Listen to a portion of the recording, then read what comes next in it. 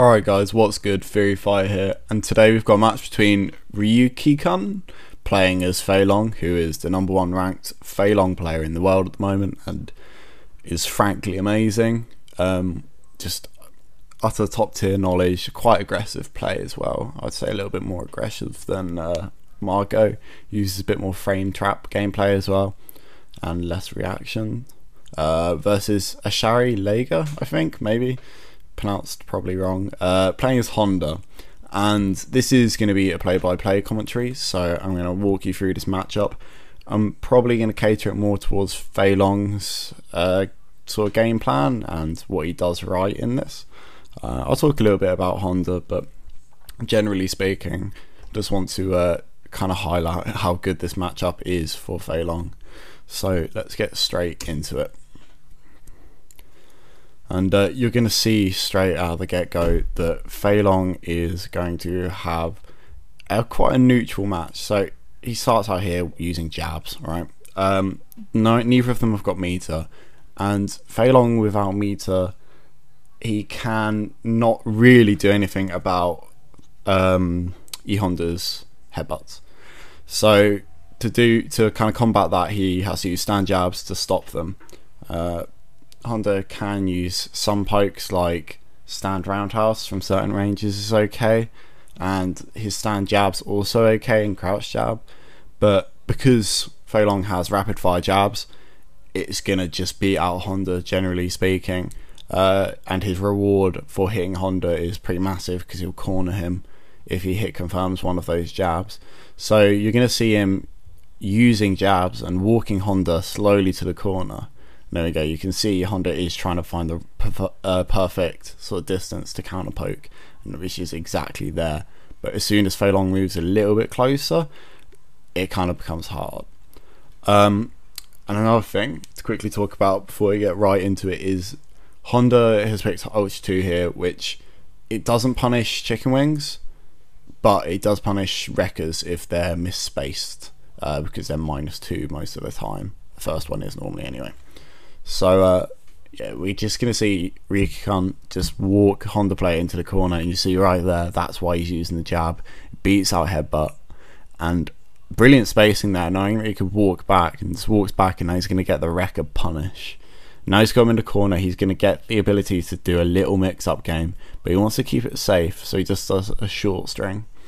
And now he's just going to keep him in the corner, and Honda is really screwed in this situation. He's not going to be able to jump out because he'll react to it. Like that right there, that's why the matchup is relatively even when he doesn't have meter, but when he gets meter, it becomes much worse. So we can see here, he blocks the headbutt and then instantly hits the reversal EX wreckers, which is a guaranteed punish versus pretty much all of the headbutts. And on top of it being a punish for headbutts, it's also a punish for stand roundhouse, which, you know, is Honda's main poking tool, along with crouch jab and stand fierce. So you shut down these two options, then what's the Honda player going to do? And like I said, he's got less ease when punishing when he's got no meter, but he's still got stand jab, which is going to beat out most of the things that Honda does. You know, this matchup becomes a lot harder for FeiLong if Honda gets the life lead, because he can kind of sit on it, but you just can't do random headbutts in this matchup. And you know, that's a big deal. Honda wants to get you off him. So he's doing backdash, yeah, because he knows it'll be unsafe. And there you go, once again, just using stand jabs and keeping him in the corner. And he's just going to keep him there for this entire round, just using the jabs. And let's just play this normally here. You see, like, literally he's just using stand jabs, and the Honda player is trying to use his pokes. And there you go, he got an opening. And like, sometimes the headbutt will go through jabs, because if you're not rapid firing quickly enough, you know, it will happen. And he's going for a frame trap here, using that stand close strong into sweep, which is a good frame trap, and he's going to start the jab pressure once again. And the one of the things about this matchup that makes it seem not too bad is the fact that Honda outputs way more damage than FeiLong.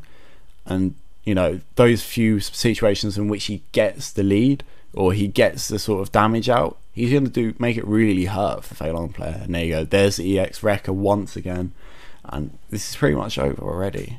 And you know, the FeiLong's not going to use wreckers in any situation. He should have really hit the punisher. He's using the overhead because it will make Ocho whiff. And he's pretty much convinced the Honda player that he can't headbutt, so why not go for it? So yeah, and it's going to hit him, unfortunately. But yeah, as I was saying, the thing with the Wreckers is he's not going to use them in any other situation apart from as a attack, like on block. So he's going to see that he's got hit by the headbutt, do the reversal Wreckers, and there we go. He's going to push Honda into the corner with one quick string. He might mix it up in between like that and react to a few pokes, but he can kind of do that when Honda doesn't have meter.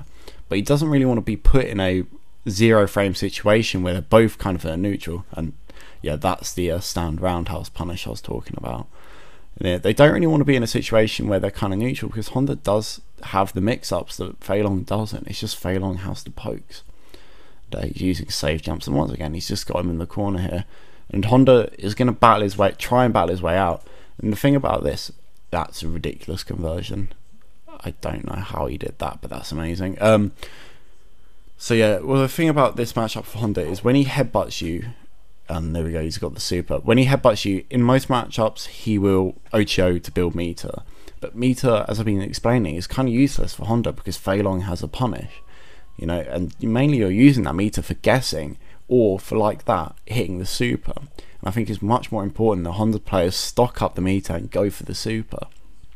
Because, you know, you're taking a guess if you do a headbutt. If you're just hit confirming into super, you're not taking a guess. And, you know, you do that and you get screen control. You get a lot of space to walk back in, which you need to make your pokes effective. And I think, as I was saying, is if he hits a headbutt, he's going to dash forward instead of build meter with the Ocho. So he's going to try and get out of the corner. So, you know, you're going to see that quite a bit. And the Honda player trying to go for a safe jump here, but he just walks out because he mistimed it and goes for the counter flame kick. Yeah, so that matchup is really hard for FeiLong, but it's really hard for Honda. But players have proven that it can be won. Mike Ross in particular versus Margot at Shadaloo Showdown last year, he played fantastically. I wouldn't say he dominated him, but he definitely controlled the match. So yeah, it's definitely worth watching that gameplay if you are a Honda player. But this is pretty much a 101 on how FeiLong is gonna battle Honda in pretty much every situation. You can't be afraid of Honda in this matchup, because as soon as you get him in the corner, he's done, essentially, you know. And it's also worth being able to hit confirm from a jab. You know, no one's going to be able to get that 100% if you're just hitting one singular jab, but occasionally you'll get two kind of chained together and you should be able to convert it if you've got good enough reactions. So I hope you enjoyed that, guys. This footage is, as always, from YogaFlame24, so check him out. I think Arturo Sanchez is also doing commentary now, so that's absolutely brilliant. You know, posting on his YouTube page, and I think Yoga Flame showed off one of his commentaries, so that's absolutely fantastic. Check him out, FGC Sabin, I think it is. And I'm also on Twitter now at Theory Fighter, so follow me there, and you can find out what I'm doing and what matchups I'm going to be covering soon. So I'll see you guys soon in a bit.